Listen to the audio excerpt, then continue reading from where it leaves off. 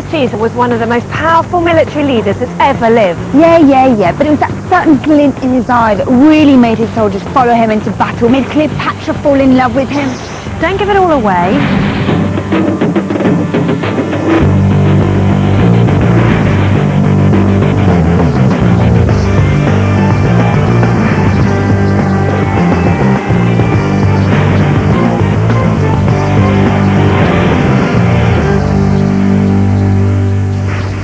Caesar was born in 100 BC and died in 44 BC. If that sounds a bit weird, the way BC numbers work is BC stands for before Christ. So if you've got a scale, numbers today go upwards, numbers then go backwards. If you imagine the birth of Christ is 0, 100 years BC is longer ago than 44 years BC. Yeah. He was born to a modest but respectable family in the Suburra quarter of Rome. And in fact, the way you pronounce his name is this: Gaius Julius Caesar. Bit weird, but there you go. Being a child in Roman times was a very different experience to today. The fashion of the day was togas. They were basically 8-metre long white sheets cunningly arranged around the body. They must have been a bit drafty, but they were practical and showed a person's social status. Only Roman citizens could wear them, and emperors wore purple ones. Children had to go to school from sunrise to sunset every day of the week. As books and things to write with were rare, everything had to be learnt by heart, and the teachers' books were made from animal skins. But it wasn't just about boring work. Stuff to play with included stilt walking, a weird game of jacks using bones that they called knuckle bones, and even mini chariot racing using live mice to pull tiny chariots. That's a bit cruel. As for pets, they kept pigeons, ducks, and even exotic animals such as monkeys. These togas are quite trendy, but they smell a bit. Yeah, that'll be the urine. What, wee? Yeah, the Romans used to use wee from public loos for cleaning and bleaching their togas. Oh! I know it sounds a bit bizarre, but actually there was a logic to it, because we've got something in it called urea, which with all the bacteria becomes a chemical ammonia, and ammonia you still use in cleaning products for like windows or carpet products. It's still disgusting though. Ah!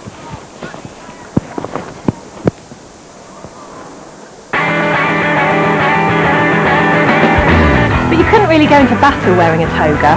You couldn't go into battle smelling of weed. So instead they wore stuff like this in battle. Do you think the long bit goes at the end? Ow! I think it's quite good because look, you're really protected against arrows. Ow, not too tight or can't talk. What else? It's not very manly, is it, the tunic? Put it on, we want to get to the interesting bit. And then this. I feel like you're doing this wrong. Do you think they have buckles then? I feel like they go here. Okay, well let's try them there. Is that right?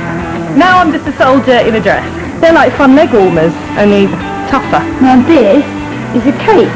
Oh, just even having the cape on makes me feel more distinguished. If you're going to throw a spear, I find it really hard to move in this, like, breastplate thing. Do you reckon they would have worn pants? They'd have worn something.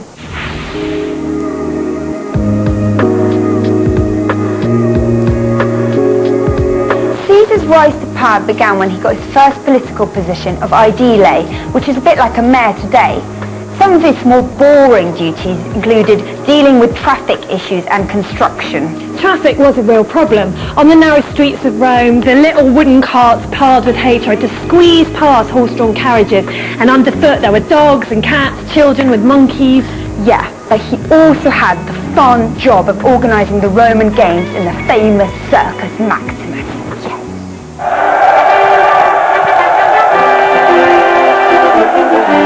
Roman rulers put a lot of time and effort into organising games to keep their people happy. A lot of these took place in the Colosseum in Rome. We have an exact replica here, as you can see. The most popular events, the ones that always sold out first, was the gladiator fighting. This was when prisoners fought in front of thousands of people. The theory was that it meant the prisoners could fight for their freedom. Apart from gladiator fighting, they would have world animal hunts. So, they would get hungry animals like lions, and get gladiators to fight them. Rawr! If you were very lucky, you would get to see animals fighting each other. Brilliant. Which was really fun, because sometimes you'd get a massive lion fighting a tiny elephant. Who won then, do you think? I think the elephant, because he's cleverer. Ah. But actually it was really sad, because lots of animals were killed. For example, when the Colosseum was opened, 9,000 animals were killed in one day. That is a lot. Really sad. They also staged the most spectacular naval battles. For these, they'd flood the entire Colosseum. Crazy. Look at it! Whoa! Probably with a bit more water than that. There was one that Julius Caesar staged. It was a reenactment of a naval battle between the Phoenicians and the Egyptians. It featured 10,000 oarsmen and 1,000 marines. That's amazing! But the most popular of all was chariot racing. Now, the drivers of chariots were hero worshipped like David Beckham and other sports stars today, except that there were no rules in chariot racing. It was just the first one that did 7 laps. Consequently, they crashed a lot.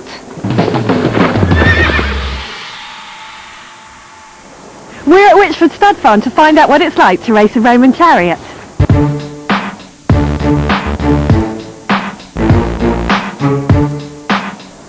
So why are we doing this with a carriage, not a Roman chariot? For safety, it's very important we look after the horses nowadays. So we have brakes on there. So when you go driving to learn, Yeah. everything is nice and comfortable for the horse. He's Okay. to be around for a little bit longer, we want him to be. Okay, and this You one. put that one on there then, the same chain link? Again on the second link. Yes. So we're doing this on a carriage, not a chariot, just because it's a bit safer. Obviously, as we don't know what we're doing, yeah, it's a bit safer. I feel quite excited suddenly. Yeah, I feel quite excited. I'm very excited we're not going on the 2-wheel chariot where you can crash and die. You are, though. Oh, we are. Just will not be. now. Now, to turn right, you pull on the right rein and give a little bit with the left. Okay, that seems simple enough. So you just keep them together. Oh no, they're going off the road. Well, what do we do? I'm getting them right. That's it. Oh, no, Bump. that's too fast. Oh, they're galloping. Calm Whoa, down. Oh no, whoa. lads. To a rock. Calm down. Fran, are you impressed by this? I'm quite impressed. Well, you try doing it, clever clogs. Trot on. I have to do it in a deep voice like you. That's it. Jot on. That's better, Fran. You're getting a bit faster. That's fine. Remember not to scream. Oh, sorry, mustn't scream, mustn't scream. Slow down. Why aren't we slow? They are slowing down. You say, whoa. Whoa. Dan, let's just get one thing straight. Is there a possibility of the chariot falling over? No, there isn't. Everything's going to be... You can't have that. The chariots are designed not to flip over so easy because safety for horses. And it's And quite... for us? More for the horses. Don't really trust you, but...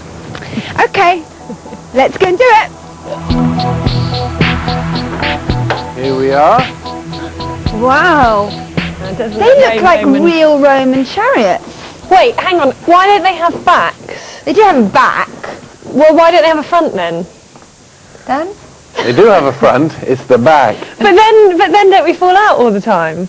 That's where your balance is coming into play. Oh, okay. So which one is ours? The red one. Red. Right to the back. Okay, well, let's get it out then, I guess. Come on now. You lift the front one up.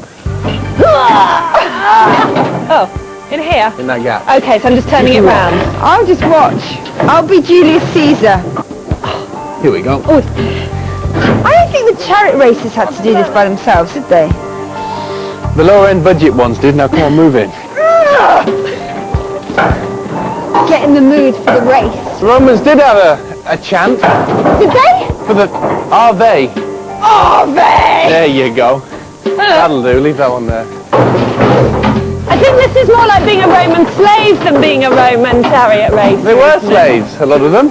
Were they? It was a highway up to rich fortune. Oh, was it? An easy way out, if you didn't die.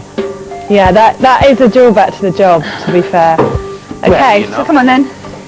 Let's see. Are they, is it? That's it, are they? Can't follow. I don't really know which 1, one to... 2, 3. Are they? Here we go. All the way out then.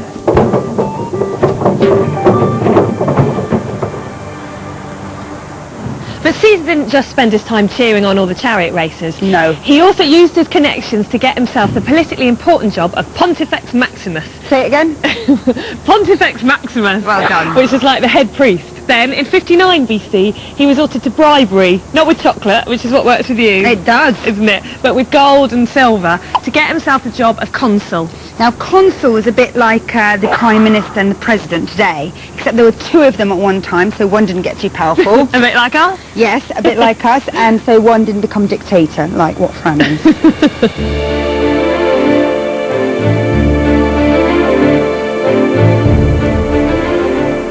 In 58 BC, Caesar disappeared off to southern France, but he soon got a bit bored of being governor there, so he decided to start the Gallic Wars, a campaign that was to last for 9 years. The beginning of his conquest in Europe began in 58 BC with what was known as the Helvetic Campaign, the storming of Switzerland. He went on to Belgium, which he conquered in 57 BC. In 56 BC, it was the turn of the Veneti. And in 55 BC, Germany was to fall to Caesar's command. Caesar destroyed and looted every place that he went to, all the time increasing his personal wealth and glory. He plundered a massive 800 cities, killed 3 million men, and made another 1 million into slaves.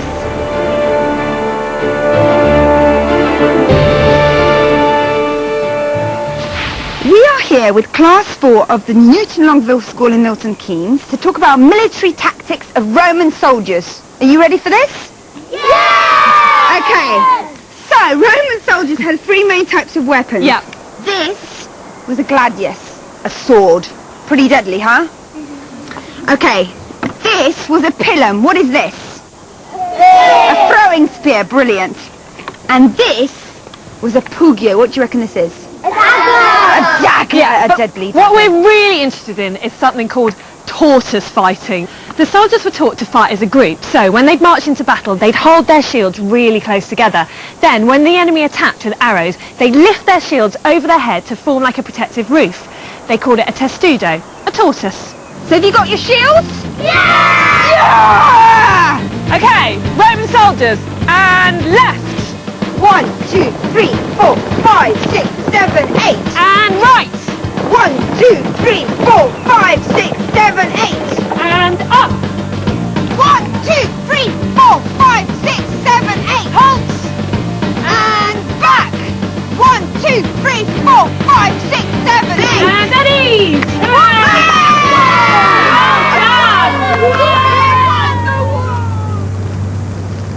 But it wasn't just that Caesar was brilliant at battle tactics. He was also just really respected as a leader. His troops thought he was a good bloke. His thing was that he'd always put himself at the front line of battle. So he'd be the first to swim across a river to give his troops confidence that they weren't going to be eaten by a trout or something. In 54 BC, Caesar and his men set foot on British soil. And for the first time ever, they had the smiles wiped off their smug Roman faces. Tell me, soldier, what are your feelings about the progress of the expedition so far? Well, it was a bit tricky fighting in the water in all this armour. Oh, come on, they only had the upper hand because they're used to this kind of combat. They did look scared when they saw our ships approaching, didn't they? Didn't see them for dust fleeing to their villages. I can't believe they asked for a truce and gave up hostages. We mustn't get too comfortable, though. The recent storms have ravaged our ships. They know that we are lacking in cavalry and corn. I predict that they'll renew the war. Why is this tiny island causing us so much trouble? We conquered the rest of Europe easily. Don't worry, soldier. Remember that before we came here, Britain was thought to be a mythical place. Now that we know the way in which these barbarians do battle, we will come back with not 2 but 5 legions of soldiers and 2,000 cavalry troops. The Britons have not yet seen the last of the Romans.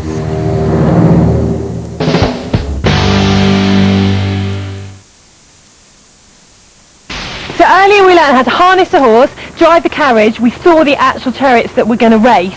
But now we actually have to get into the chariot and race it. Ania's quite frightened. I am, and you are too, so don't lie. Yeah, I am a bit.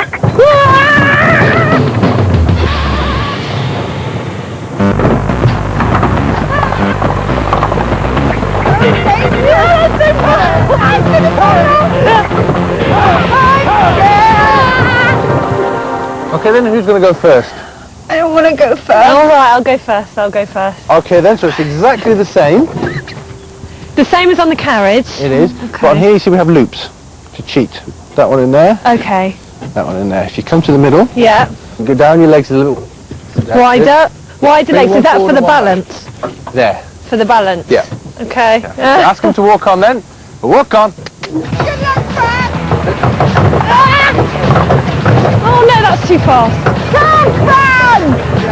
There you go. Whoa. I'm quite impressed. I think she looks quite good. No.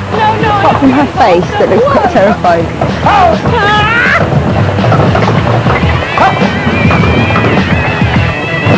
Frank, smile! Whoa, lads. Well done! A mighty one! You're so busy concentrating on just not falling over. I didn't even know what the horses just do it all for you. Really? Well, I was so busy just concentrating on not falling flat on my face. You look like you're going to bite your tongue off. You had your tongue in. That's the only thing I learnt from watching you. Don't have your tongue out. That's because I was concentrating so hard. Okay. So basically, just don't fall over. Okay.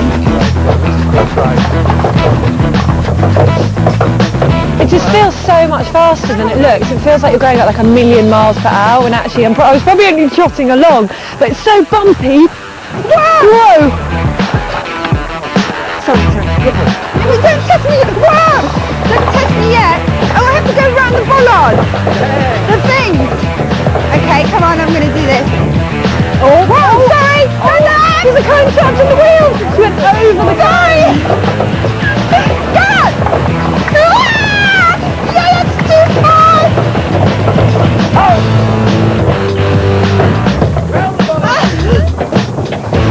This is great fun! Go on! Whoa!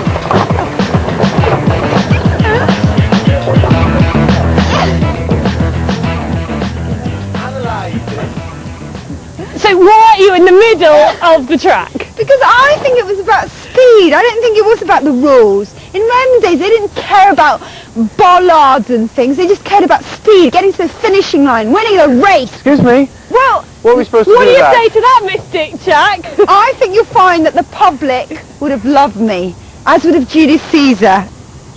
Yeah, I still won though, didn't I? You did win. Yeah. You can't. I still won. Thanks very much. Thanks very much. Caesar continued to invade countries to gain more power and more glory.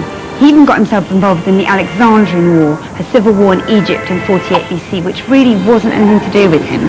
The war eventually ended when Caesar defeated Pharaoh Ptolemy. That was also when he met Ptolemy's wife, Cleopatra. It wasn't long before her and Caesar got it together. I think we should find out a bit more gossip about that.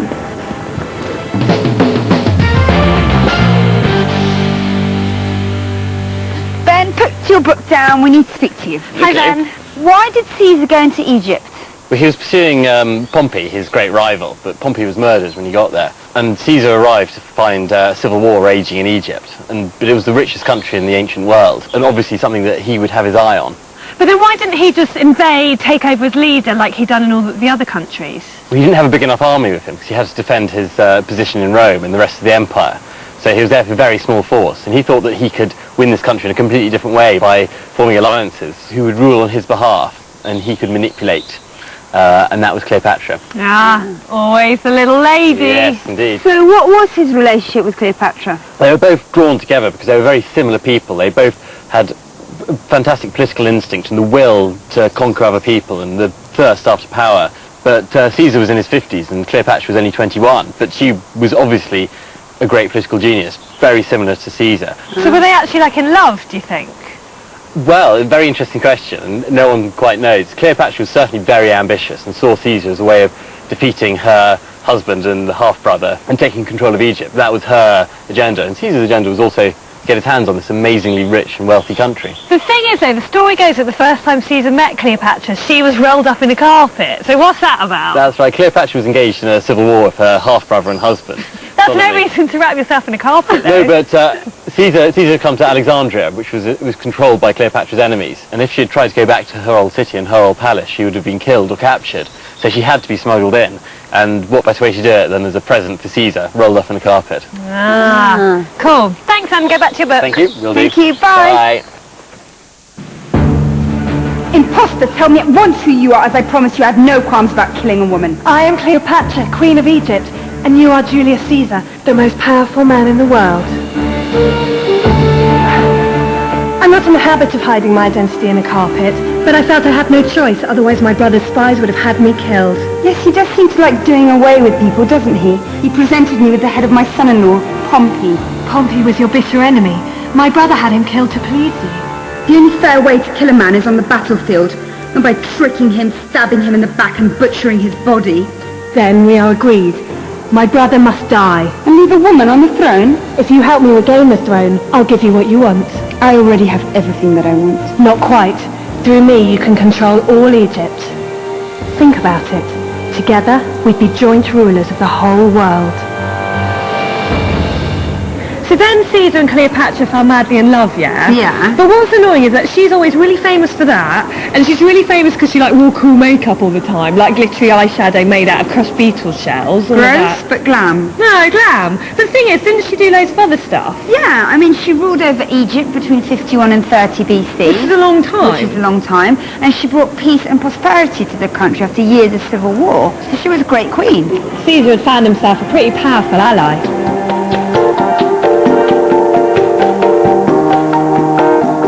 So it wasn't long before Caesar gave himself ultimate power by becoming sole consul and dictator.